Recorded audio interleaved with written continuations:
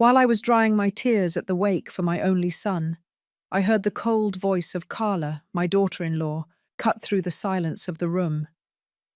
"Tomorrow you have to leave this house. I sold everything and I'm going to start a new life." I froze. People were still signing the condolence book, and yet she chose that moment, the final farewell to my son, Thomas, to stab me with those cruel words. I swallowed the lump in my throat. I didn't want to turn my boy's farewell into an embarrassing scene. I just wanted him to rest in peace, at least on his last day on this earth. But the final blow came days later, during the reading of the will. Carla, with a mocking smile, whispered, "I hope you enjoy being homeless, because you won't receive a single cent." What she didn't realize was that fate had other plans. The instant the lawyer opened the envelope, Karma finally knocked on her door, and her smile vanished in the blink of an eye. But before I continue, make sure you are subscribed to the channel and write in the comments, where are you watching this video from?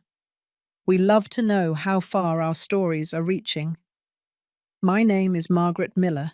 I am 67 years old and I lived almost my entire life in Denver, Colorado. I lost my husband, Edward, to a heart attack 8 years ago, leaving me alone with our son, Thomas. After Edward passed, I sold our big house in the suburbs and used the money to help Thomas and Carla buy the house where we all lived. It was a family agreement. I would contribute financially and help with the household chores and with raising my grandson, Luke. "Mum, this house will always be your home too," Thomas told me that day as we signed the papers. His sincere smile calmed any worries I might have had about not having my name on the deed. After all, what son would kick out his own mother?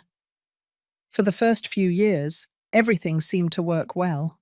I cooked almost every night, kept the house clean, picked Luke up from school, and tended the garden that became the prettiest one on the block.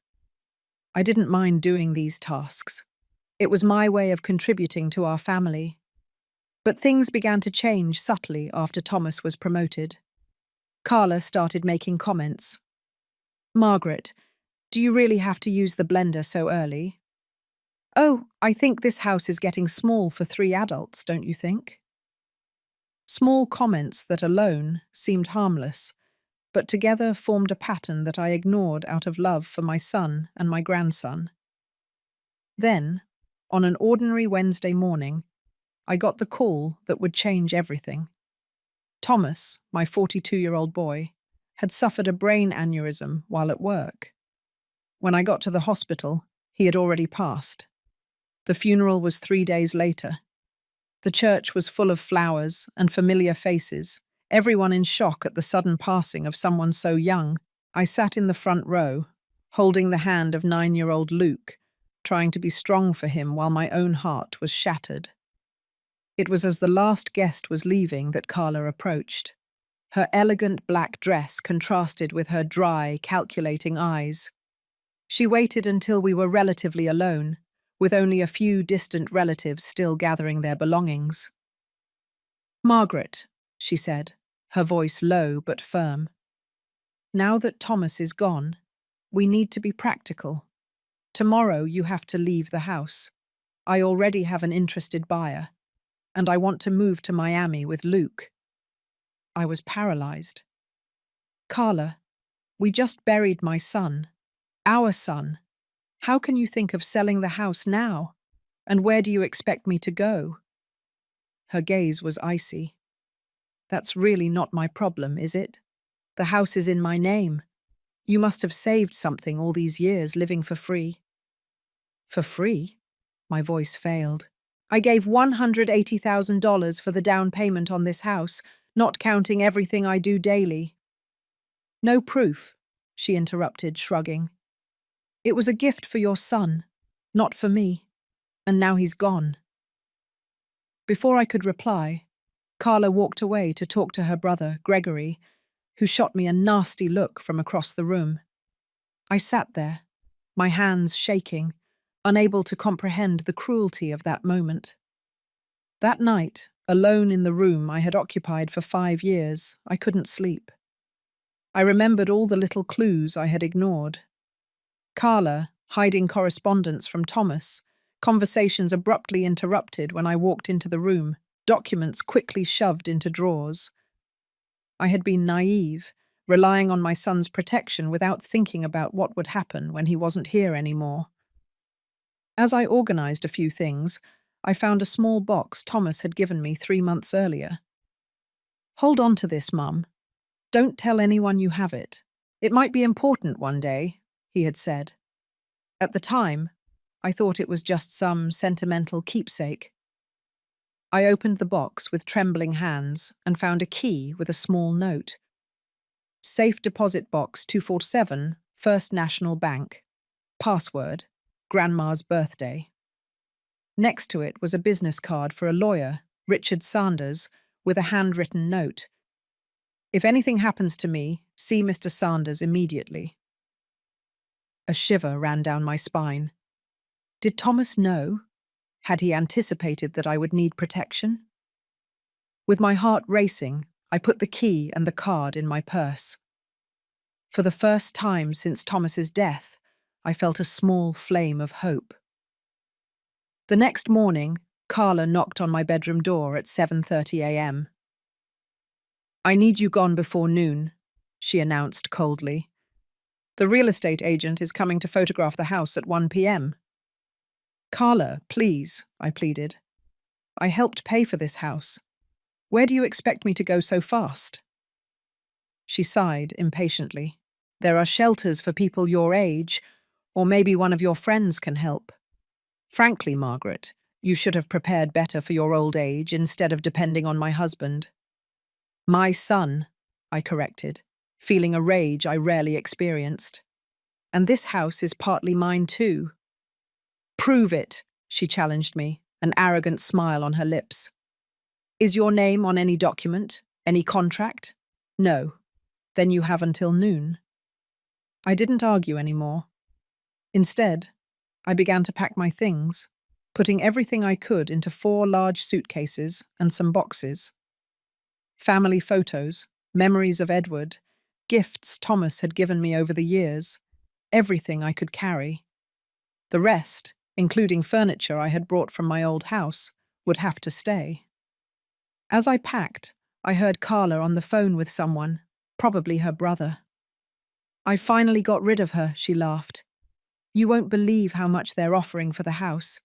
With Thomas's life insurance, I'll never have to work again. That old idiot really thought she was part of the family." Her words hurt deeply, but they also ignited something in me, a determination I didn't know I had. I finished gathering my things, put everything in my old car, and took one last look at the house I helped buy, the house where I thought I would live out my final days. Luke ran up to me before I got into the car. "Grandma, where are you going? Why are you taking all your stuff?" His innocent eyes were red and swollen. I hugged him tightly, feeling tears burn my eyes. "Grandma is going to live somewhere else for a while, sweetie, but I promise we'll see each other soon." "Mum said we're moving far away," he whispered. "I don't want to go. I want to stay with you." "Luke!" Carla called from the doorway, her tone sharp. "Get inside now. Let your grandma leave." I gave my grandson one last hug and got into the car, my hands shaking so much I could barely turn the key in the ignition. I had no idea where I was going, but I knew my first stop would be the First National Bank. I drove downtown on autopilot, my thoughts as chaotic as the traffic around me. The weight of Carla's betrayal was still fresh, but now there was something else. Curiosity about what Thomas had left in that bank-safe deposit box. The First National Bank occupied an imposing granite building with classic columns that seemed out of place among the modern architecture of Denver. I parked my car, loaded with everything that remained of my life, and walked in, feeling out of place with my face swollen from crying and my wrinkled clothes. "Good morning," I said to the receptionist, trying to sound more confident than I felt. I need to access a safe deposit box. After verifying my identity and the key, a security guard led me to the vault room. The cold, impersonal atmosphere of the place contrasted with the whirlwind of emotions inside me. My hands trembled as I inserted the key into box 247, turning it along with the password, my mother's birthday, as Thomas had indicated. The box opened with a metallic click. Inside was a black folder, a brown envelope, and a small wooden box. My heart pounded as I removed the contents and took them to a private room designated for clients. I opened the envelope first. Inside, I found a handwritten letter from Thomas. Dear Mum, if you are reading this, it's because my suspicions were correct. I know it sounds crazy, but in recent months I started to distrust Carla's intentions. I found conversations between her and Gregory, discussing plans to get rid of you and sell the house as soon as they could. I also discovered that she has been siphoning money from our joint account into a secret account. Mum, I am so sorry. I should have confronted Carla, but I wanted to have concrete proof first. While I was investigating, I realized I needed to protect you in case something happened to me. In the black folder, you will find important documents. A signed contract between the two of us acknowledging your financial contribution to the purchase of the house, bank statements proving the transfer, and a legal document that guarantees your lifetime right of residency regardless of what happens to me. Everything is properly notarized. In the wooden box is a USB drive with emails, text messages, and recordings of conversations between Carla and Gregory that prove their intentions. I also included a copy of my updated will, leaving you my share of the house and half of all my assets. Contact Richard Sanders immediately. He is my lawyer and trusted friend, and he has all the instructions to help you. I love you very much, Mum. You always took care of me. Now it's my turn to take care of you. Love, Thomas. I read the letter 3 times, tears falling freely onto the paper. My Thomas, my boy, had realized everything and had silently prepared a safety net for me. Amidst the pain of loss, I felt a wave of love for him stronger than ever. With hands still trembling, I opened the black folder. As Thomas had described, all the documents were there. The contract detailing my financial contribution, bank receipts, and, most importantly, a legal document guaranteeing my right to live in the house for the rest of my life. All signed, dated, and notarized just 3 months ago. The wallet box contained a USB drive and a copy of Thomas's will. I had no way to verify the contents of the USB drive there, but the will was clear. Thomas left me his share of the house and half of all his assets, including his life insurance. The other half was to be placed in a trust fund for Luke, accessible only when he turned 25. Carla didn't know it, but she had just made a huge mistake by kicking me out. With new determination, I put everything back in my purse and grabbed my cell phone. The card for the lawyer, Richard Sanders, was still in my wallet. I dialed the number, surprised to be answered directly by him after mentioning my name. Mrs. Miller. His voice was warm and professional. I was expecting your call. Thomas let me know this might happen. Can we meet today? 2 hours later, I was sitting in Richard Sanders's elegant office in the Denver Financial Center. He was a middle-aged man, with graying hair and kind eyes behind thin-rimmed glasses. Thomas was more than a client.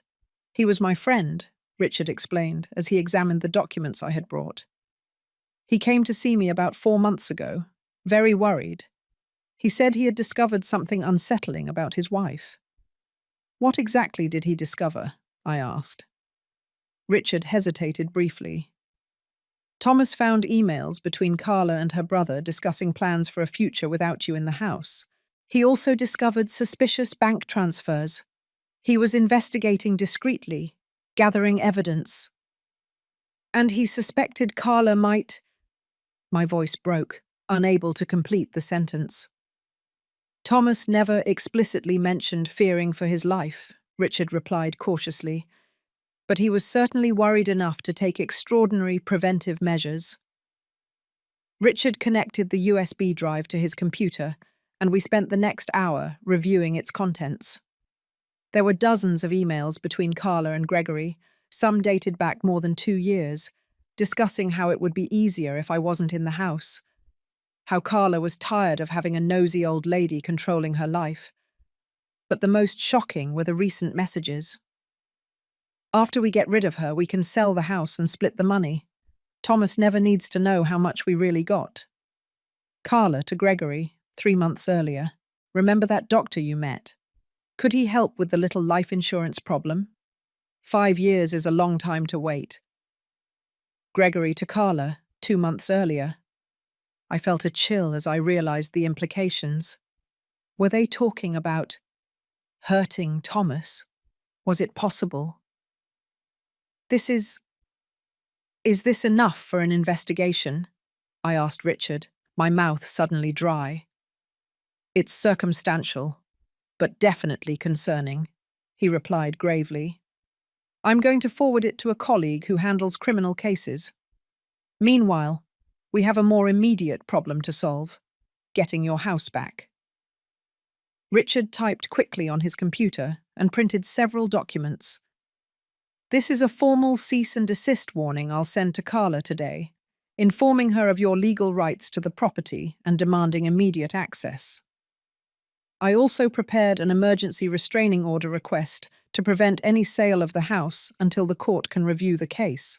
I signed where he indicated, feeling a strange mix of gratitude toward Thomas for protecting me and sadness for not being able to thank him. One last thing, Richard said, opening a drawer and taking out an envelope. Thomas left this for me, to give to you in case anything happened to him. I opened the envelope carefully. Inside were a key to a new house and a debit card with a note. My apartment downtown. I use it for clients occasionally, but it's always ready. The card password is Luke's birthday. You have enough to start over if you need to. I love you, Mum. The tears returned with full force. Even amid his own suspicions and worries, Thomas had thought of everything to protect me. He knew, I whispered. Somehow he knew I would need protecting. Richard nodded solemnly. Thomas was an extraordinary man, and now we are going to honor his memory by ensuring his mother is protected, exactly as he wanted. Leaving Richard's office, I felt something I hadn't experienced since Thomas's death, a sense of purpose. Carla had completely underestimated me, seeing me only as a defenseless old woman she could discard when convenient. I drove to the address of Thomas's apartment downtown, an elegant building with security at the entrance. The doorman smiled upon seeing my name on the permanent authorized list and handed me a full set of keys. The apartment was small but sophisticated, with a view of the mountains in the distance. It was impeccably clean and stocked with basic groceries, another sign of Thomas's foresight. I collapsed onto the sofa, physically and emotionally exhausted.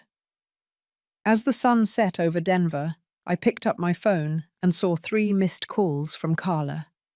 There was also a text message. You forgot some things. I'm donating them to charity tomorrow if you don't come get them. By the way, where are you? I need your new address for the insurance documents. I smiled bitterly. Carla wasn't worried about me. She wanted to know where I was to make sure she got the insurance money quickly. What she didn't know was that I now held all the cards. Instead of responding, I called Richard.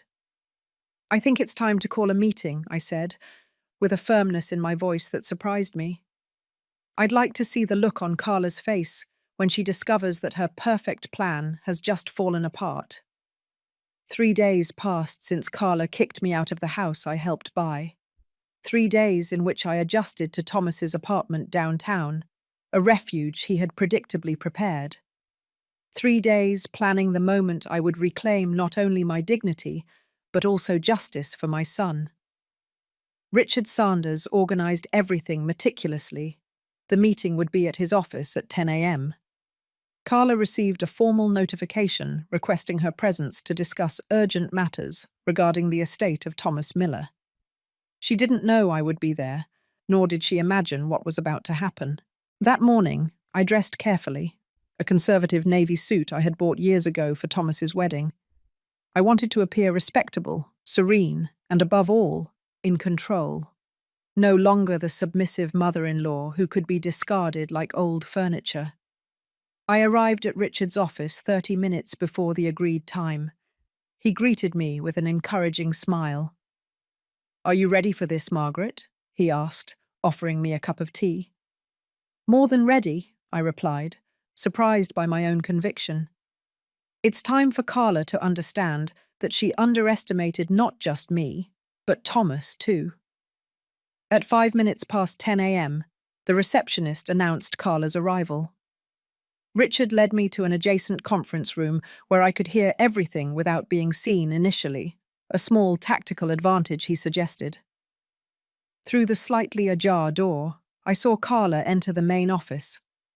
She was impeccably dressed in a fitted black dress, her hair perfectly styled, the image of the elegant, mourning widow. Beside her was her brother, Gregory, tall and with an arrogant expression. Both carried folders and exuded confidence. "Mr. Sanders," Carla extended her hand, her voice softly modulated in a tone of studied sadness. "Thank you for receiving us during such a difficult time. This is my brother, Gregory, who is helping me with Thomas's affairs." Richard nodded formally. "Mrs. Miller, Mr. Davis, thank you for coming. Please take a seat." Carla crossed her legs elegantly. "I must say your letter confused me a little. I thought all estate matters would be handled by Thomas's company lawyer." "Actually," Richard began, opening a folder, "I have been Thomas's personal attorney for more than 5 years. He entrusted me with several confidential matters, including his most recent will." Carla blinked, momentarily thrown.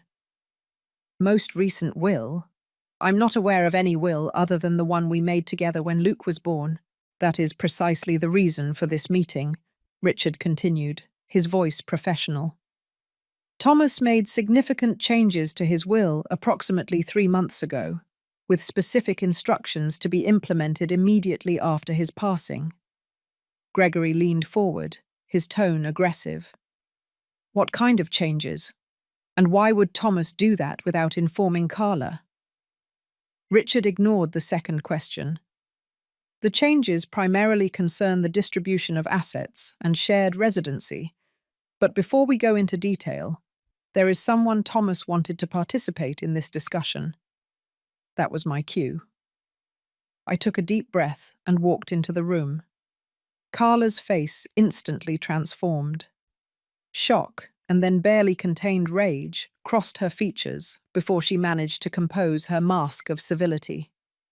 "Margaret," she forced a tense smile, "what are you doing here?" "Mrs. Miller was specifically named in the new will," Richard explained before I could answer. "Her presence is not only appropriate, but necessary." I sat directly across the table, facing Carla and Gregory. Their discomfort was palpable. "Let's get straight to the point," Richard continued, placing documents on the table. "First, I would like to clarify the residency situation at 1542 Maple Street." Carla quickly interjected. "The house is exclusively in my name. It was a joint decision between Thomas and me to simplify legal issues." "Actually," Richard replied, sliding the first document across the table, "here you have a legally binding contract, signed by Thomas and Margaret Miller, acknowledging Mrs. Miller's substantial contribution of $180,000 to the purchase of the property, with the express stipulation of a lifetime right of residency." Carla's face visibly paled. This can't be legal. I never saw this document before." "It is properly notarized, as you can see," Richard pointed out. And here are the bank statements confirming the transfer of the stated value from Mrs. Miller's account to the joint account used for the house's down payment. Gregory snatched the documents, examining them frantically. This could be contested.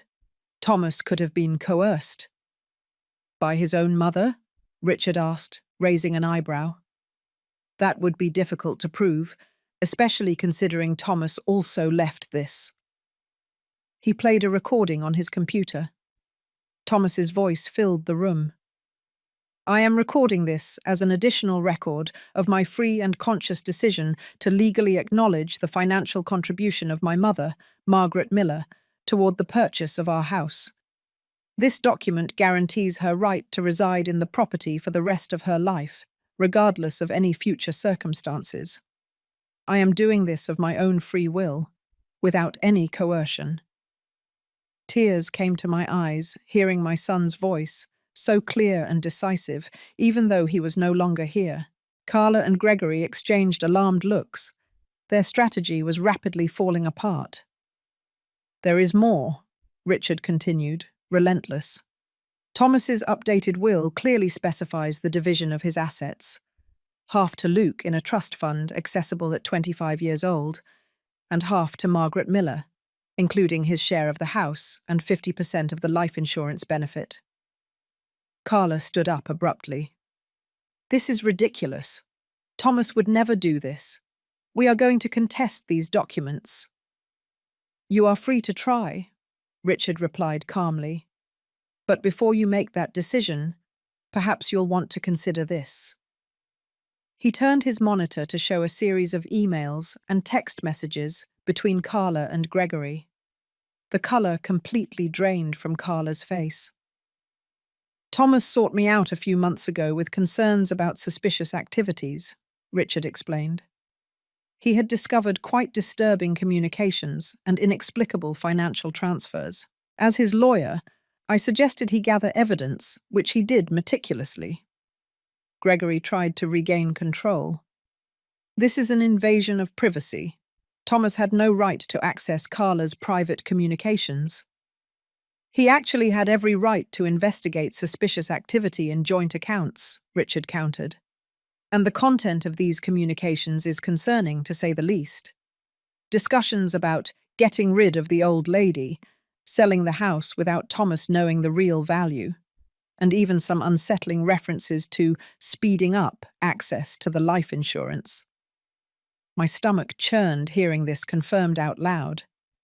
Part of me still refused to believe Carla could be involved in Thomas's death, but the evidence was becoming increasingly difficult to ignore.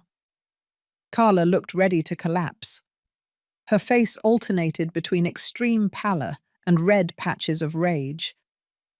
That doesn't prove anything, she hissed. You're distorting innocent conversations. Finally, after all that time listening, I decided to speak. Carla. My voice was firm but low. The day of Thomas's funeral, you threw me out of the house I helped buy. You said I meant nothing, that I had no rights. You treated me like trash the moment my son, your husband, had just been buried. Carla tried to interrupt, but I continued. What you didn't realize is that Thomas saw right through your facade. He noticed how you really treated me when he wasn't looking, and he took steps to protect me. This is absurd, she replied, but her voice was trembling. Thomas and I were happy. He trusted me implicitly. Then how do you explain this? I asked, placing a photo of the bank transfers Carla had made from the joint account to a private account in the Cayman Islands on the table. The silence that followed was deafening. Richard cleared his throat. I have two options to offer today. First, we agree to the terms of Thomas's will. Margaret returns to the house immediately with all guaranteed rights, and none of this unsettling information goes beyond this room. Gregory leaned forward. And the second option? We contest everything in court, Richard replied simply. Every email, every transfer, every malicious word about Margaret becomes public record. And of course, the relevant authorities would be informed about certain coincidences related to Thomas's sudden passing. Carla seemed to be choking. Are you accusing me of something? I am not accusing anyone of anything, Richard replied softly. I am simply pointing out that Thomas was worried enough to take extraordinary precautions. The court can draw its own conclusions. The clock on the wall seemed to thunder in the silence that followed. Finally, Carla spoke, her voice defeated. What exactly do you want, Margaret? I looked her directly in the eyes. I want exactly what Thomas wanted for me. My place in the home I helped buy, my share of his inheritance, and the right to be a part of my grandson's life. Carla and Gregory conferred quickly in low voices. After a few tense minutes, she turned back to Richard. We will agree to the terms of the will, but I want this formalized, detailing exactly what belongs to whom. Richard was already prepared with the documents. Naturally, everything is ready for signature. As Carla signed the papers with trembling hands, I noticed something in her eyes I had never seen before. Fear. Fear of me, a woman she had considered insignificant. Leaving Richard's office that morning, I breathed the fresh Denver air with a bittersweet sense of victory. I had won a battle that should never have existed, but the cost had been immense. My son was no longer here. Even so, I felt a new strength born within me. Thomas had protected me in ways I would never have imagined, and now it was up to me to keep living to honor his legacy. On the way back to the apartment, I received a message from Richard. Everything is formalized. You can return to the house whenever you want. I stopped at the small coffee shop on the corner for a tea and to process everything that had happened. The autumn sun streamed through the windows, casting a golden glow on the tables. I was exhausted, but for the first time since Thomas's death, I didn't feel helpless. The decision to return to the house wasn't simple. On one hand, it was my right, and I wanted to be close to Thomas's memories and have easy access to Luke. On the other hand, the idea of sharing space with Carla after everything that had happened seemed unbearable. I decided I would return, but on my own terms. This would no longer be a situation where I felt like an intruder in my own home. Carla would have to understand that things had changed forever. When I arrived at the house on Maple Street that afternoon, I found Carla in the living room with partially packed suitcases. She froze when she saw me walk in with my own keys. I'm back, I announced simply. Carla nodded stiffly. Richard called me. You can keep the guest room again. No, I replied firmly. I'll be staying in the master bedroom. Her face hardened. That's my room. It was Thomas's room too, I countered. And according to the terms of the agreement, I am entitled to half the house. The master bedroom is part of that. Before she could respond, Luke ran down the stairs and practically threw himself into my arms. Grandma, you're back, he exclaimed, his small body trembling with excitement. Mum said you had gone to live somewhere else forever. I hugged him tightly, looking over his head at Carla, who had the decency to look embarrassed. I'm back, my love, I whispered to Luke, and I'm not going anywhere. That night was tense, with Carla and me navigating strange new territory. I cooked dinner, as I always did, but the silence at the table was oppressive. Luke tried to fill the gaps with stories from school, but even he felt the tension in the air. After dinner, as I was clearing the kitchen, Carla approached, her arms crossed defensively. We need to set some ground rules, she began. I put the last dish in the drying rack and turned to face her. Yes, we do. Rule 1. We never lie to each other again. Second, Luke is the priority. Third, this is my house as much as it is yours, and I expect to be treated with respect. Carla seemed surprised by my assertiveness, but nodded slowly. Fair enough. I also want to add that we need privacy, separate areas, separate schedules for using common spaces. Agreed, I replied. And Luke will have guaranteed time with both of us. A strange expression crossed Carla's face. For a moment, I thought I saw genuine sadness in her eyes. I really loved Thomas, you know, she said softly, in my own way. I didn't reply. There was nothing to say that wouldn't reopen wounds or provoke more conflict. Instead, I dried my hands and walked out of the kitchen. In the following weeks, Carla and I developed a cautious routine. Like two predators dividing the same territory, we maintained a respectful distance, interacting primarily through Luke. A month after my return, Richard called me with unsettling news. Thomas's final autopsy had raised some questions. Although the official cause of death remained an aneurysm, elevated levels of certain substances were found that could have contributed to the condition. It's not conclusive, Richard explained carefully, but the medical examiner found it suspicious enough to alert the authorities. They are considering opening an investigation. I felt a knot in my stomach. Part of me still refused to believe Carla could have gone that far. It was one thing to plan to get rid of me. It was a completely different thing to hurt Thomas. That night, I couldn't sleep. I lay there staring at the ceiling, thinking about all the little things I had noticed but ignored in the last months of Thomas's life. He seemed more tired. He had frequent headaches. Sometimes he seemed confused. All symptoms we attributed to work stress. The next day, I noticed Carla on the phone in the backyard, speaking in a low, urgent voice. When she saw me through the window, she quickly hung up and came inside, her face a mask of composure. "Margaret, I was thinking," she said with forced casualness. "Maybe we should sell the house after all, divide the money and go our separate ways. There are a lot of painful memories here." I looked at her for a long time. "No, Carla, we are not selling the house. Thomas wanted Luke to grow up here, and that is what's going to happen." Her eyes narrowed briefly before she forced a smile. "Sure, just an idea. I'm just trying to find a way to move on."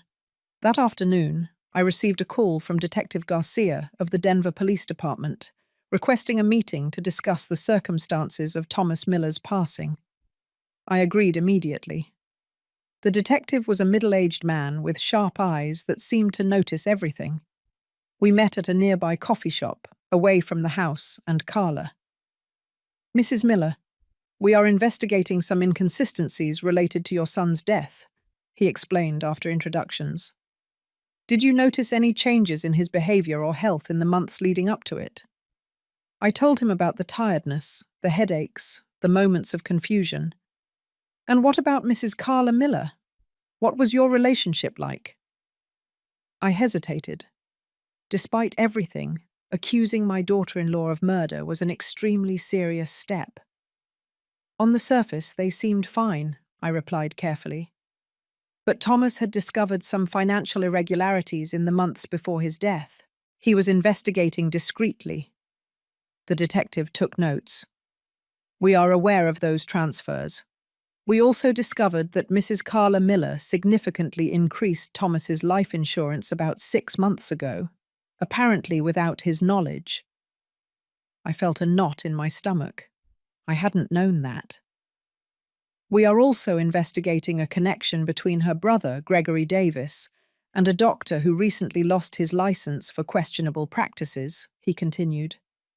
"This doctor may have supplied substances that, administered in small doses over time, could cause symptoms similar to those you described and eventually lead to an aneurysm."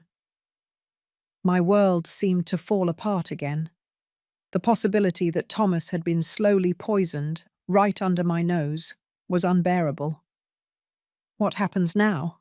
I asked, my voice barely a whisper. "We continue to investigate," the detective replied. "And I suggest you be extremely cautious at home, Mrs. Miller.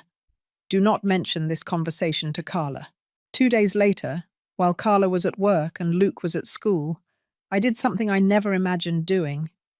I searched her desk at home, checking drawers and cabinets for, I didn't even know exactly what.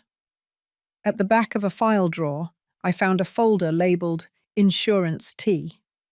Inside was Thomas's life insurance policy, altered 6 months earlier to $2 million, with Carla as the sole beneficiary. Next to it were detailed notes of deposits and withdrawals, and a name, Dr. Martin Robles. With trembling hands, I photographed all the documents with my cell phone and put everything back exactly as I found it. Then I sent the images to Detective Garcia and Richard. The response was almost immediate. An hour later, I received a call from the detective. Mrs. Miller, do not go home today. We will execute a search warrant at the residence this afternoon. We have reason to believe that Mrs. Carla Miller and Gregory Davis conspired to harm your son. I sat on a bench in a nearby park, too shocked to cry. My phone rang again. It was Luke's school. Mrs. Miller, Carla just picked Luke up early. She said there was a family emergency. My blood ran cold. When, exactly? About 20 minutes ago. In a panic, I called Detective Garcia again. She picked Luke up from school. I think she knows we're investigating. What followed was a blur. A search warrant issued immediately. All exits from the city monitored, bank accounts frozen. The police found the house empty, but Carla's passport was still there, which meant she likely hadn't left the country. I spent the most agonizing night of my life, imagining where my grandson could be if he was safe. Carla had never shown cruelty toward Luke, but now I doubted everything I thought I knew about her. The next morning, at 23 minutes past 5 a.m., my phone rang. It was an unknown number. Grandma? The small, scared voice of Luke made my heart race. Luke, where are you? Are you okay? We're at a hotel. Mum is sleeping, but she's been crying. She said we had to run away, that bad people are trying to separate us. Luke, what hotel? Can you see the name? I heard the sound of a curtain opening. It's the Mountain View Lodge. It has a big mountain on the sign. Great, Luke. You're being very brave. The police are going to... What are you doing? Carla's voice sounded distant, then closer as she presumably took the phone from Luke. Margaret? You called the police, didn't you? You're trying to take my son away. Carla, I spoke as calmly as possible. Please bring Luke back. He needs stability, not running away. Just like you needed stability, she replied, her voice trembling. You ruined everything. Thomas and I were fine until you interfered, demanding to live with us, controlling our lives. Carla, Thomas is dead, I replied firmly, and the police are investigating how it happened. Do you really want Luke to be raised by someone who... Don't say that, she screamed. I loved Thomas. It was Gregory who... I never wanted Thomas to get hurt. Gregory said it was only to speed up his retirement, so we could have more time together. The substances weren't supposed to. He wasn't supposed to have... Her crying made the words incomprehensible. I seized the opportunity. Carla, listen. If what you're saying is true, that it was Gregory who planned everything, then come back. Tell the police your version. Don't make things worse by running away with Luke. There was a long silence, interrupted only by occasional sobs. It's too late, she finally replied, her voice defeated. They'll never believe me now. They will believe you if you return voluntarily, I insisted. Think about Luke. He needs stability, not a life on the run. While I spoke, I frantically signaled to Detective Garcia, who had arrived and was monitoring the call. He showed me a paper where he had written, "Keep talking, tactical team positioned." "Promise me you won't try to take Luke away from me," Carla pleaded, sounding suddenly very young and vulnerable. "I promise you that we will always do what is best for Luke," I replied, choosing my words carefully. "He needs his mother, but he also needs the truth and justice for his father." More silence. Then, "I'll come in. Not for the system. Not for you. For Luke." An hour later, I watched from a distance as Carla walked out of the hotel, holding Luke's hand. She looked smaller somehow, with slumped shoulders and a face marked by tears. Officers approached her carefully, while others led Luke to where I was waiting. He ran toward me, and I hugged him with all the strength I had without hurting him.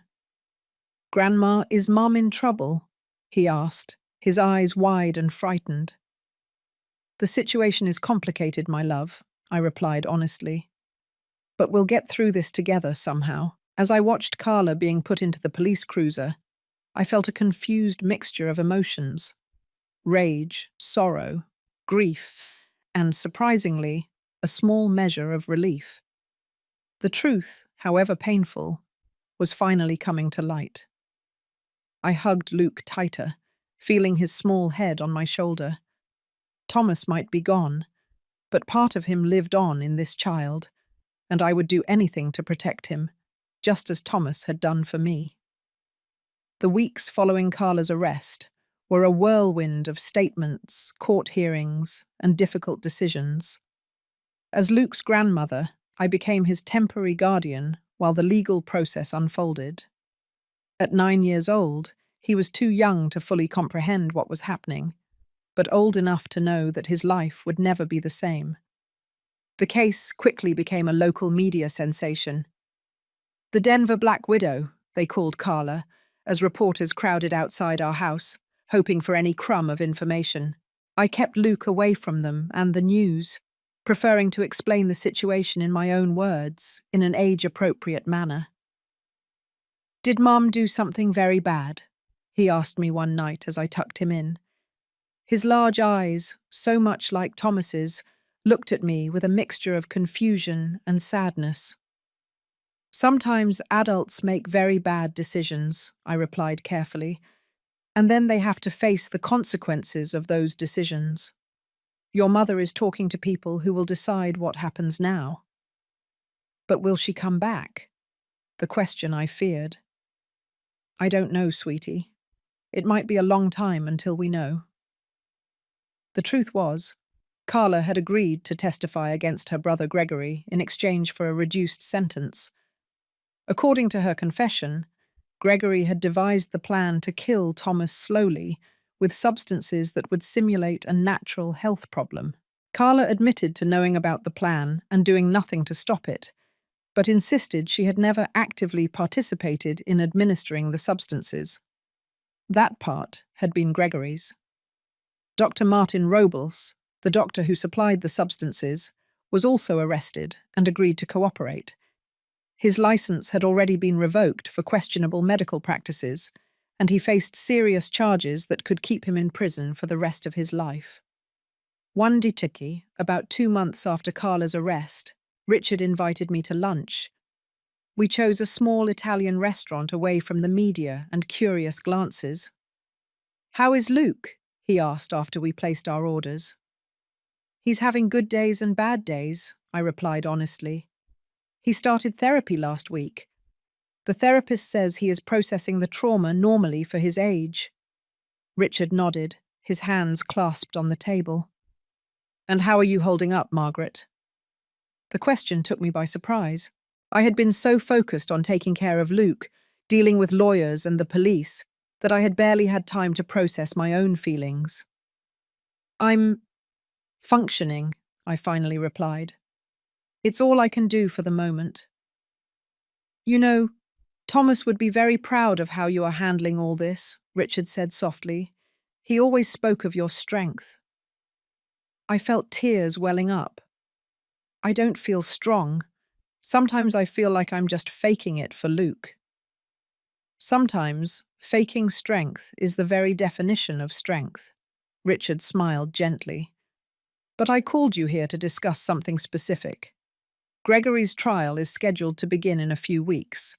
Carla has already reached an agreement and will testify against him. And? And the prosecutor would like you to testify as well. About Thomas's behavior in the months leading up to his death. About his relationship with Carla and Gregory. About the symptoms he was presenting. I felt a weight form in my stomach. The thought of sitting in a courtroom and reliving those moments, with Gregory staring at me, seemed unbearable. Do I have a choice? Technically, yes. They could subpoena you, but they would prefer your voluntary cooperation, Richard explained. Honestly, your testimony would be very valuable to the case.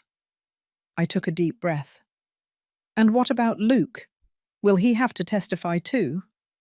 No, absolutely not, Richard assured quickly. The prosecutor is very clear about keeping Luke out of this. I thought for a moment. If I testify, does it mean Gregory will go to prison for a longer time? That he won't be able to hurt anyone else? Potentially, yes. Your testimony would significantly strengthen the case. Then I'll testify, I decided. For Thomas. And for Luke. Gregory Davis's trial began on a cold morning in January. The courtroom was packed. It seemed like all of Denver wanted to witness the proceedings against the man accused of meticulously murdering my son. Gregory looked smaller in the defendant's chair, his expensive suit now replaced by clothes provided by the prison system. His eyes, however, still possessed that calculating glint that had always made me uncomfortable. The prosecution's case presentation was meticulous. Forensic evidence, bank statements, emails, text messages. A trail of evidence that linked Gregory directly to Thomas's death. Dr. Robles testified about how Gregory had approached him, requesting something that would seem natural but be definitive, and how he had supplied a combination of substances that, over time, would cause deterioration of the cardiovascular system, eventually leading to an aneurysm or heart attack. Then came the moment I feared most, Carla's testimony. She entered the room escorted, looking like a ghostly version of herself. Her once impeccable hair was dull, her face without makeup, her eyes lifeless. As she passed the defendant's chair, Gregory looked at her with so much hatred that the security guards had to warn him. Carla was sworn in and sat down. Her voice was low, almost inaudible at times, as she described how Gregory had conceived the plan. Thomas was becoming increasingly suspicious of my spending, she explained. He started questioning transfers, monitoring accounts. Gregory said we could solve everything permanently, get the insurance money, sell the house, get rid of Margaret. He said it would be as if Thomas just got sick, naturally. And did you agree to this plan? The prosecutor asked. Carla hesitated. No, not explicitly, I didn't stop it. Gregory said he would take care of everything, that I just had to act normal. But did you know your husband was being poisoned? Tears began to stream down Carla's face.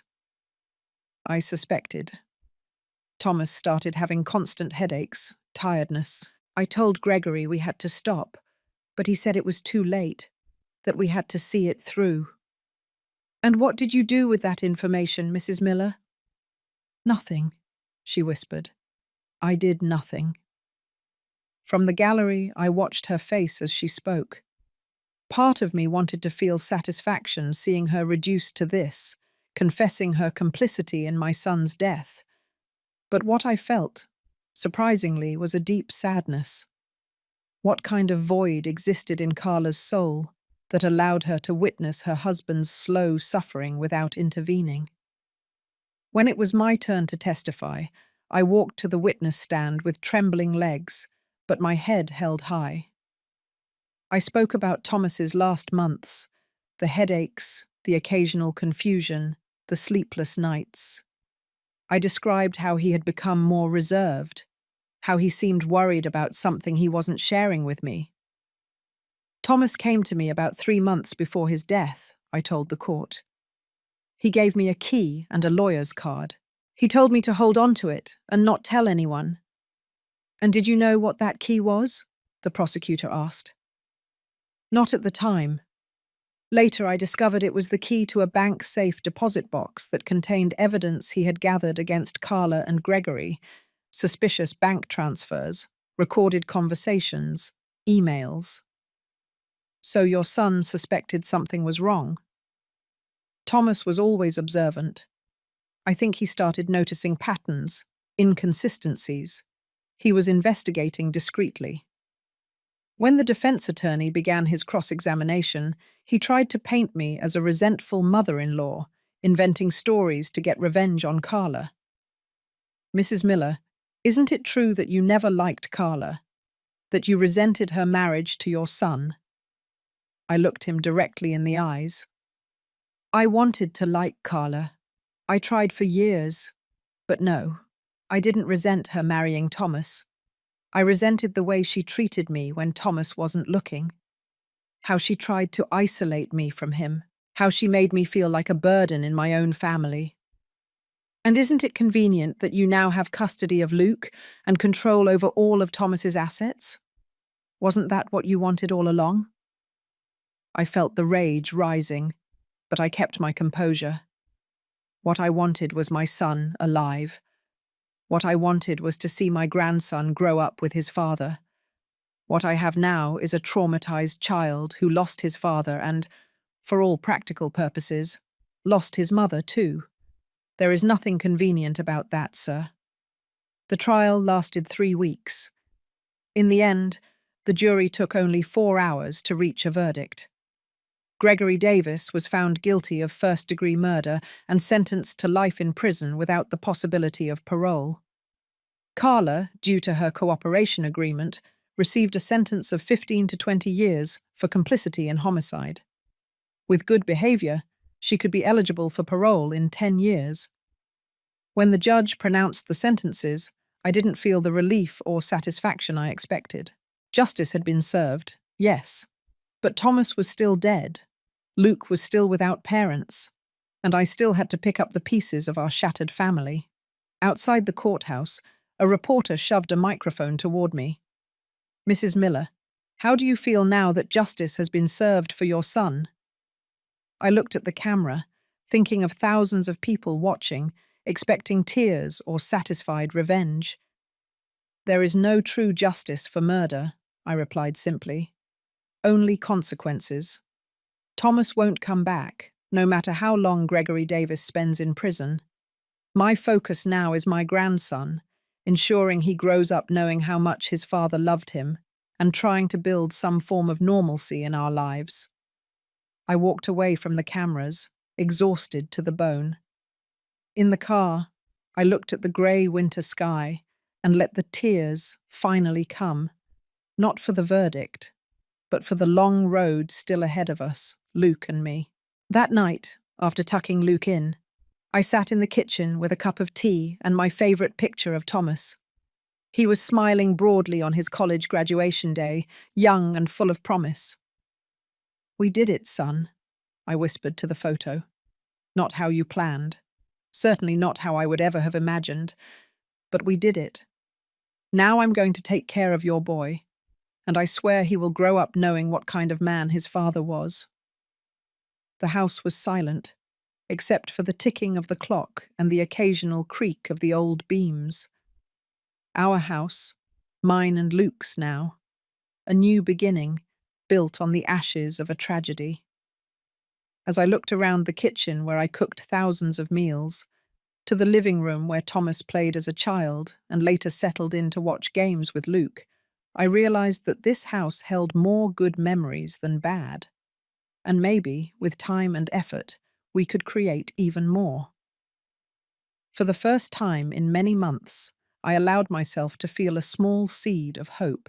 Not for the life we lost, that was irrevocably destroyed, but for the life we could still build, Luke and I together. Spring came to Denver with an explosion of color after the long grey winter. Tulips and daffodils emerged in the front garden, planted by Thomas years earlier. Luke and I took on the task of renovating the backyard, transforming it into a space where he could play while I watched from the porch. The 6 months since the end of the trial had been a period of adjustment and slow healing. Luke continued in therapy, working through the complex feelings about his parents, the loss of one and the betrayal of the other. As his permanent legal guardian, I now had complete responsibility for his education, health, and emotional well-being. It wasn't an easy task at 68 years old, but I discovered resources within myself that I didn't know I possessed. I learned to play video games with him, to help with school science projects, to navigate the complicated social world of a fourth grader. The nights were the hardest for him. Frequent nightmares made him wake up crying, calling for his father. On a Saturday afternoon, while we were planting cherry tomatoes in the garden, Luke suddenly stopped, his small shovel still in his hand. "Grandma, do you think we should visit Mom?" The question took me by surprise. Carla was serving her sentence in a state prison about 2 hours away. She had visitation rights, but so far Luke hadn't expressed a desire to see her. "Would you like that, sweetie?" I asked carefully. He bit his lip, so much like Thomas when he was pensive. "I don't know. Sometimes I miss her, but then I remember what she did to Dad, and I get angry." I put my dirt-covered hand over his.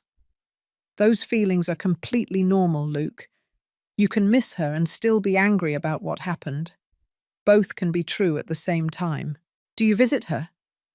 I shook my head. "No, I don't visit her." "Do you hate her?" That was an even harder question. I took a moment to truly think about it before answering. "I don't hate Carla," I finally replied. "Hatred takes a lot of energy that I prefer to dedicate to you and your father's positive memory. I am furious about the choices she made, deeply hurt by what she allowed to happen to Thomas. But hatred? No. I mainly feel sadness for everything that was lost." Luke nodded, absorbing that. "If I want to visit her someday, would you take me?" "Of course I would," I promised. "When you're ready, if you want to, I'll take you. That is a decision you can make when you feel the time is right." Luke returned to stirring the soil, planting a small tomato plant. We worked in silence for a few minutes, the sun warm on our backs, the rich smell of wet earth around us. "Grandma," he said finally, "thank you for not forcing me to choose." I felt a lump form in my throat. This 9-year-old child understood emotional nuances that many adults never would master. "I will never force you to choose," I replied. "You can love your father, miss your mother, and still live happily with me. All those feelings can exist at the same time." In the evening, after Luke was asleep, I sat on the back porch with a cup of chamomile tea. The spring sky was dotted with stars, and the air carried the perfume of newly opened flowers. I thought about the conversation with Luke and how, slowly, we were building a new normal. The next day, I received an unexpected phone call. It was Karen, the social worker assigned to follow our case. "Mrs. Miller, I would like to schedule a visit for this week. There is something we need to discuss personally." Her tone alarmed me. "Any problem with Luke's guardianship?" "No, no," she hurried to say. "The guardianship is perfectly secure. It's another matter related to Carla." 2 afternoons later, Karen was sitting in my living room, a thick folder on the coffee table between us. Luke was at a friend's house for a school project, so we had privacy. "Margaret," Karen began, her tone professional but kind, "Carla has submitted a formal request for supervised visits with Luke." I felt my stomach sink. "Does she have that right?" "Legally, yes. As a mother, even incarcerated, she maintains certain parental rights, unless they are specifically revoked by the court, which did not happen in her case. I took a deep breath. What exactly does that mean? It means the court is considering allowing supervised monthly visits in the prison. Luke would be accompanied by a court-appointed professional, not necessarily you. The idea of Luke visiting that somber environment, facing guards, metal detectors, and the oppressive atmosphere of the prison was profoundly uncomfortable for me. What is your professional opinion on this, Karen? Would it be good for Luke? She hesitated, clearly choosing her words carefully. Research shows that maintaining some contact with incarcerated parents generally benefits children in the long run, as long as the relationship hasn't been abusive. Carla was never physically abusive with Luke, as far as we know, but she did allow his father to be poisoned, I pointed out, unable to contain the bitterness in my voice. Yes, and that's why the visits would be supervised and conditional, Karen explained. A psychologist would evaluate how Luke reacts after each visit. I closed my eyes for a moment. And what if Luke doesn't want to go? Then he won't be forced, Karen assured. The judge has made it clear that Luke's wishes will carry significant weight in this decision, considering his age and maturity. After Karen left, I sat alone for a long time, trying to process this new complication in our lives. On one hand, I wanted to protect Luke from any contact with the person who had conspired in his father's death. On the other, I knew that completely preventing that contact could create future resentment. That night, after Luke returned and we had dinner, I sat with him in his room as he got ready for bed.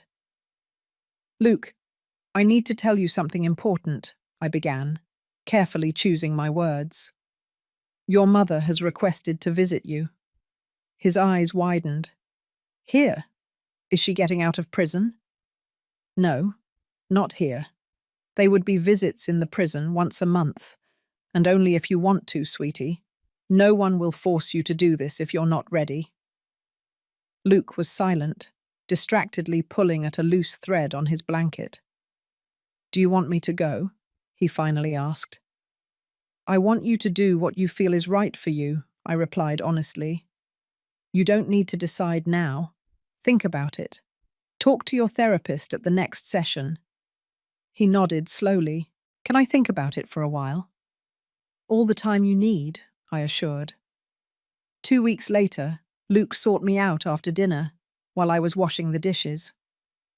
Grandma, he said, his voice small but determined. I think I want to see Mum, just once, to see what it's like. I dried my hands on the dish towel and turned to him. Are you sure?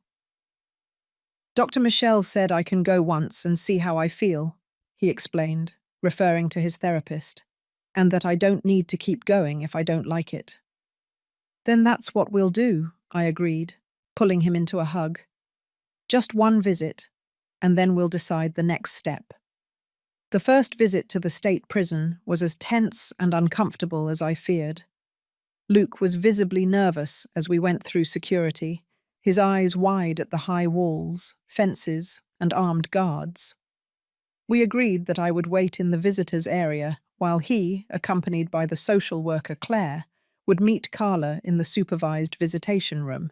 An hour later, Luke returned, his face an indescribable mask of emotions. In the car, on the way home, he remained silent for several minutes before finally speaking. She looks different, he said. Older and sadder. I nodded, keeping my eyes on the road. I imagine so. She cried a lot, Luke continued. She said she was very sorry about what happened to Dad, that it was Uncle Gregory's fault, that she didn't know what to do. I kept my voice neutral, determined not to influence his interpretation. How did you feel hearing that? Luke thought for a moment. Confused, sad, a little angry too. She kept saying she loves me, that she misses me, but...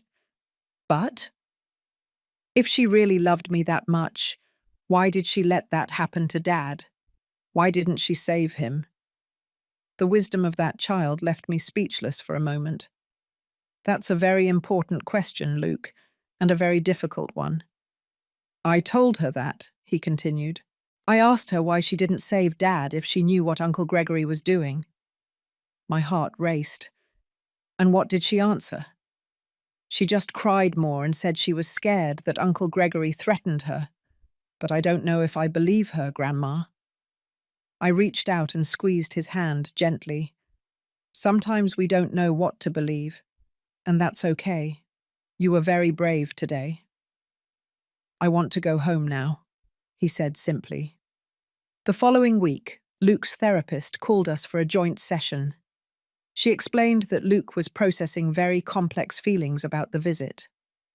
He's dealing with a deep internal conflict, Dr. Michelle explained. On one hand, there is the natural love for his mother and the desire to believe her.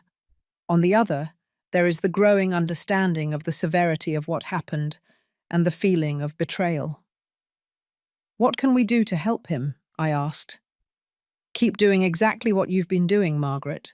Offer a safe space to express all those feelings without judgment, without pressure to choose sides, and respect any decision he makes about future visits.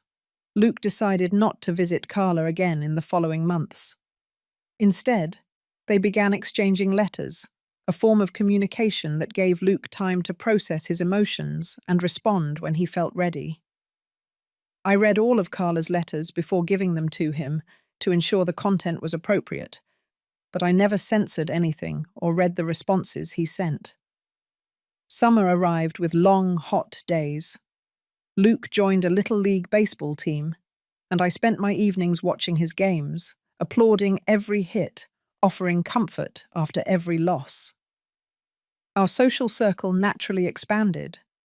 Parents of other players, neighbours, members of the support group for grandmothers raising grandchildren, which I had started attending. At one of those support group meetings, I met Hector, a 70-year-old widower who was raising his 12-year-old granddaughter, Olivia, after losing his daughter to cancer. Something about his quiet, gentle manner immediately drew me in. "It's a tough road, isn't it?" he commented one day as we had coffee after the meeting. "Our bodies aging while we run after kids with endless energy." I laughed, acknowledging the truth in his words. Sometimes I feel like I've gone back 40 years. Baseball games, science projects, arguments about which superhero movie is the best. But you wouldn't change it for anything, would you? Hector smiled, his blue eyes twinkling with understanding. "For nothing," I agreed. Over the weeks, Hector and I began seeing each other regularly. Sometimes with the children, Olivia and Luke got along surprisingly well, and sometimes just the two of us, for coffee or a walk in the park. It was a comfortable friendship, without pressure or expectations, just the pleasant company of someone who truly understood my situation. On a particularly hot August afternoon, we were all at the park, Luke and Olivia running on the grass, Hector and I sitting in the shade of an ancient oak. "I was thinking," Hector said suddenly, "the Denver Zoo has a special nighttime exhibit next Friday. The kids would love it. Maybe we could all go together." I turned to look at him, noticing the slight nervousness in his voice. "That would be great. Luke has been talking about that exhibit for weeks." Hector smiled, looking relieved. "Great. Is that a date, then?" I felt a blush rise up my neck, something I hadn't experienced in decades. "A date?" "Well, yes." Hector cleared his throat, suddenly shy. "A family date with the kids, but still. I thought we could call it that." I laughed, surprised by how natural it felt. "A date would be lovely, Hector." That night, I sat on the edge of Luke's bed after turning off the lights, our nightly ritual. "Luke, how would you feel if we went to the zoo on Friday with Hector and Olivia?" "That would be awesome," he exclaimed. Then he paused, a shrewd expression crossing his face. "Grandma, do you like Mr. Hector?" Like? It was my turn to be speechless, caught off guard by his perception. I, well, yes, I think I like him. He's a good friend. Luke nodded with wisdom beyond his years. I think he's great. Mr. Hector is kind. And Olivia is pretty cool too, even though she's older. So you wouldn't mind if we sometimes go out all together, like a different kind of family? We're already a different kind of family, Grandma, Luke replied simply. Families come in all kinds of shapes, Dr. Michelle said. The important thing is that we love and care for each other. I swallowed the lump that formed in my throat. When did you get so wise, little one? He shrugged, smiling. I learned from the best. As summer gave way to autumn, our life continued to evolve. Luke went back to school, now in 5th grade, with new friends and challenges. Hector and I gradually grew closer, our friendship naturally evolving into something deeper. It was a mature and quiet relationship, based on mutual respect and shared understanding. 1 year after Thomas's death, we held a small memorial ceremony in the garden that Luke and I had cultivated together. We planted a young apple tree, Thomas's favourite fruit, and invited only a few close people. Richard Sanders, who had become a trusted friend, some of Thomas's work colleagues who had stayed in touch, Hector and Olivia, and 2 distant cousins, who had supported Luke during the trial. As we gathered around the newly planted tree, Luke stepped forward, holding a piece of paper. I wrote something for my dad, he announced, his voice small but firm. We all fell into respectful silence as he began to read. Dear Dad, it's been 1 year since you left. Grandma said writing might help, even though you can't really read. I'm in 5th grade now and I play baseball. The coach says I have a good throw, like you did. Sometimes I get mad that you're not here to watch my games or help me with math homework. Grandma tries, but she says math was never her strength. She laughs when she says that. I miss you every day, but it doesn't hurt as much as before. Dr. Michelle says that's normal, that grief changes over time. It doesn't mean I love you less. Grandma has taken very good care of me. She makes chocolate chip pancakes on Sundays, like you used to, and she always lets me pick a movie on Friday night. We have new friends now too, Mr. Hector and Olivia. They are great. I wrote to Mum last week. It's weird, but I think it's the right thing to do.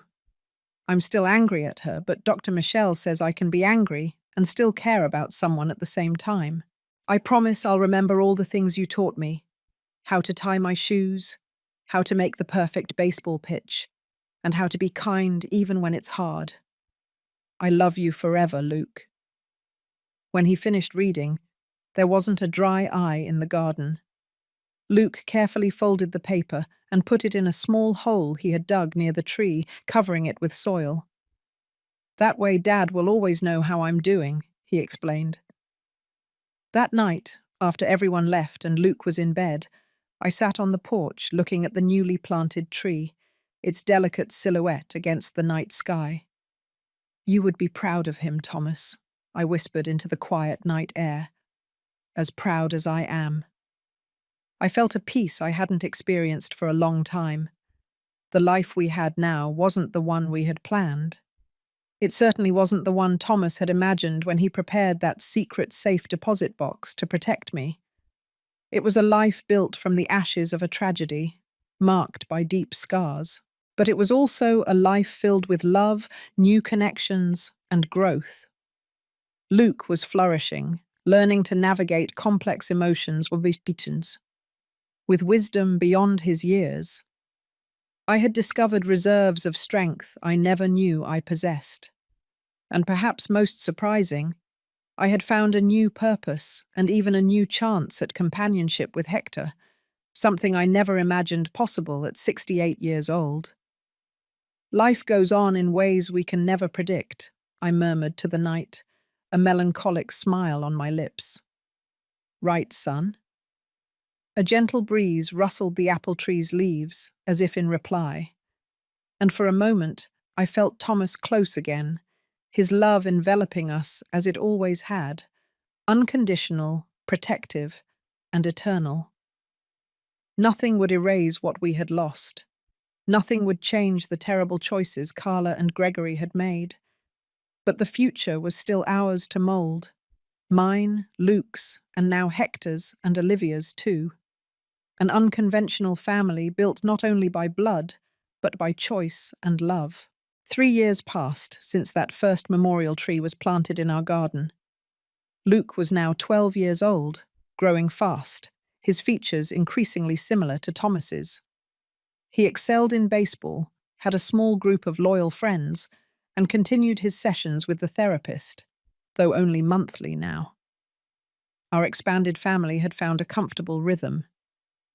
Hector and I married in a small ceremony in the garden 2 years ago, with Luke and Olivia as our only official witnesses. We decided to keep our houses separate, me with Luke, Hector with Olivia. But we spent most weekends together, creating new family traditions. Carla continued serving her sentence, now in the 4th year of 15. Luke had resumed occasional visits, approximately every 3 months, always accompanied by a court-appointed professional. The visits were difficult, frequently emotional, but Luke insisted on wanting to maintain them. "I need to understand," he explained once. "Not to forgive, not yet, but to understand." On a beautiful Saturday morning, the mail carrier delivered a letter addressed to me. The sender surprised me. Carla Miller, Colorado State Prison, Women's Wing. In 3 years, Carla had never attempted to contact me directly. Our communication was strictly through official channels, related exclusively to Luke. Seeing her name on the envelope instantly made me tense. Hector was with me when I opened the letter. His presence was comforting by my side. Margaret. I write this letter after a lot of reflection and several discarded attempts. There are no adequate words for what I need to say, but I will try anyway. First, I never asked for your forgiveness because I know I don't deserve it. What happened to Thomas, what I allowed to happen, is unforgivable. I live with that knowledge every day, every moment.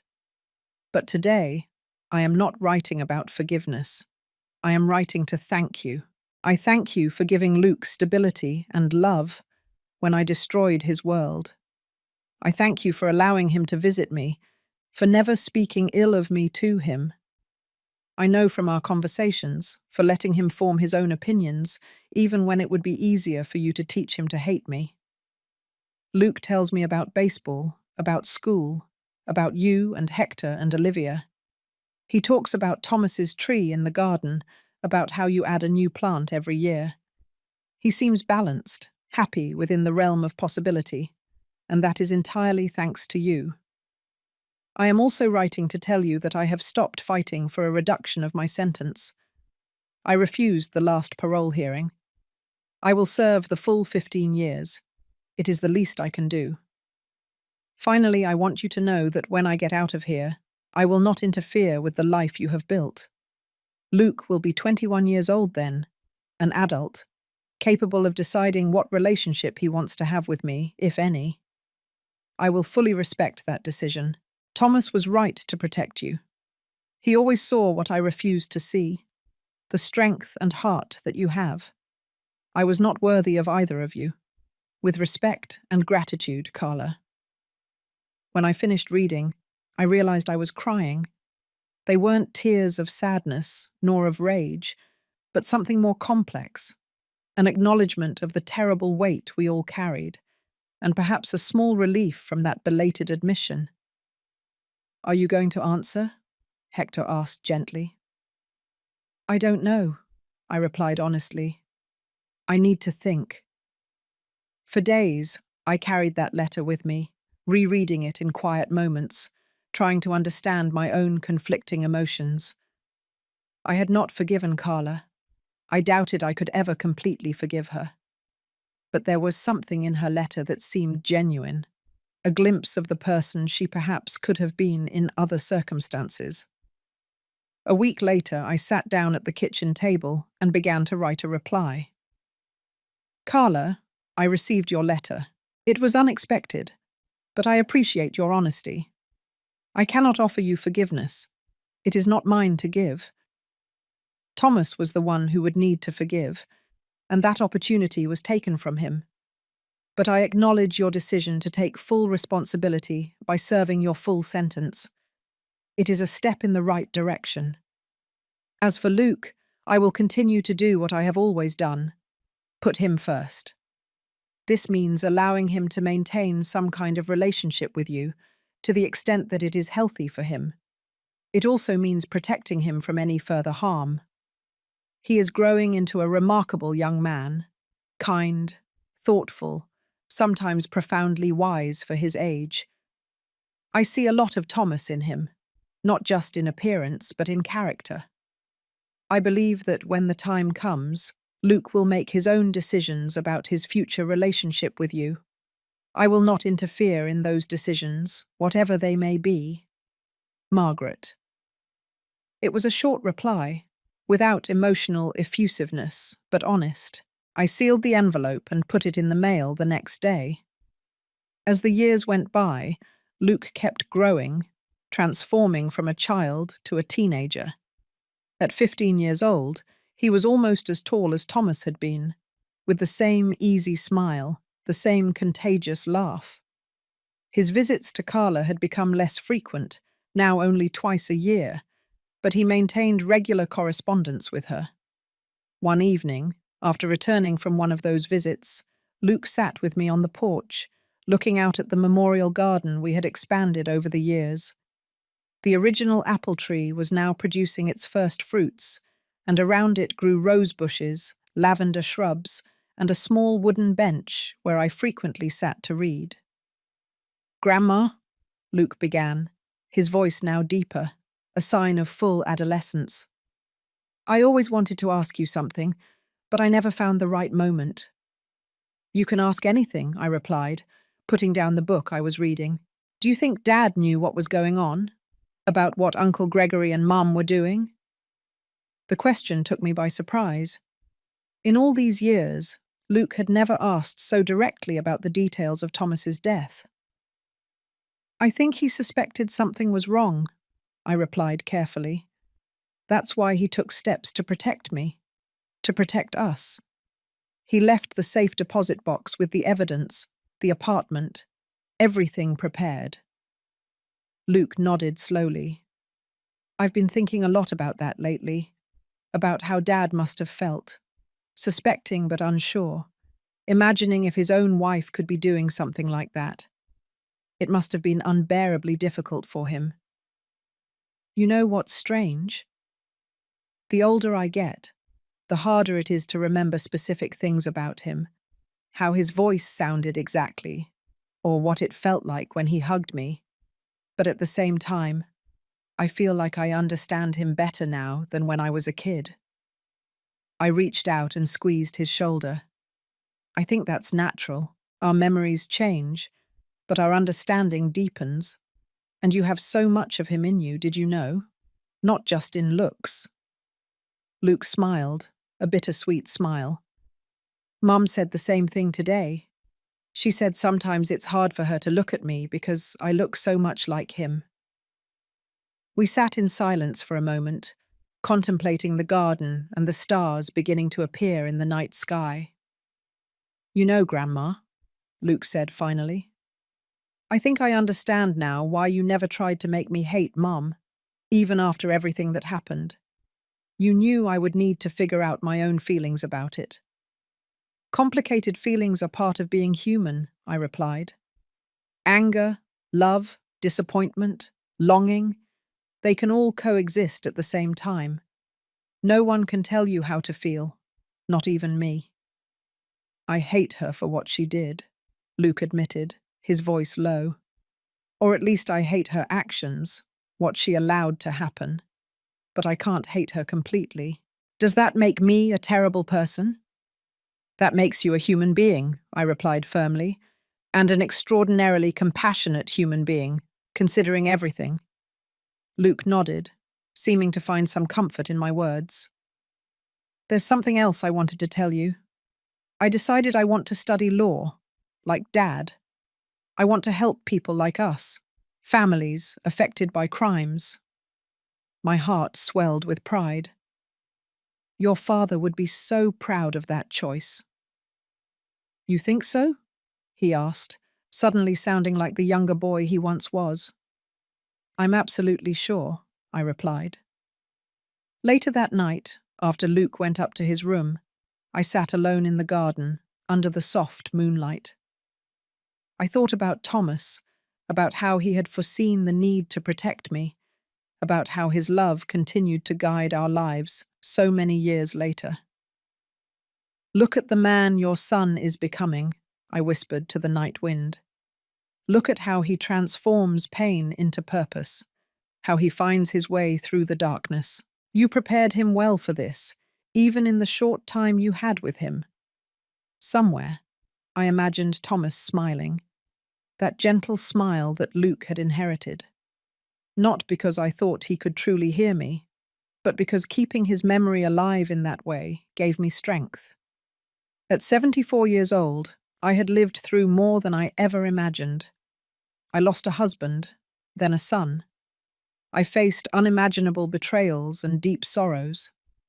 But I also found new beginnings, an unexpected love with Hector, an expanded family with Olivia, and the incomparable joy of watching Luke grow and thrive against all odds. Life rarely follows the path we plan. Sometimes it leads us down dark and winding roads, through storms that seem endless. But even in the darkest circumstances, even when we lose those we love most, there is always the possibility of finding light again if we have the courage to keep walking. Thomas taught me that with his last act of love, that silver key and the carefully gathered evidence. He knew I would find a strength I didn't even suspect I possessed. He knew that even when all seemed lost, there was still a way forward. And he was right. Now, if you liked this story, click subscribe and tell me in the comments, what part left you speechless? Oh, and don't forget to become a member to get access to exclusive videos that I don't post here. I'll see you there.